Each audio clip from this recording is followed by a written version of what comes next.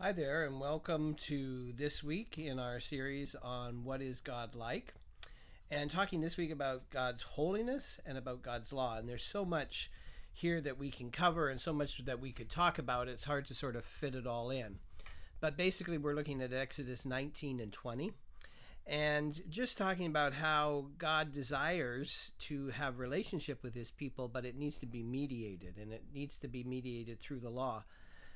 Starting with this idea that God is holy, meaning that he's totally separate, he's totally other, he's not like humanity. And then this idea that he's morally pure, that he can't look on sin.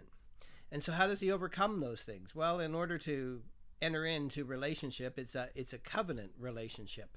And both sides have obligations and responsibilities, and God's going to look after Israel and continue to provide for them and protect them if they will follow his laws, if they will stay in relationship, if they will be loyal to him, and if they will serve one another. And so when we get to the actual stipulations of the covenant, beginning in Exodus chapter 20 with the Ten Commandments, we're talking about laws that relate to keeping worship and relationship with God, and laws that look after relationships with other people, their neighbors. And of course, Jesus summarizes that, saying that the greatest command is to love the Lord your God, and then the second like it, to love your neighbor. So we live under the new covenant, and that's entirely different, and yet in many ways the same.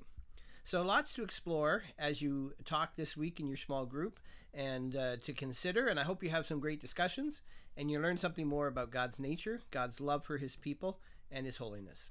God bless.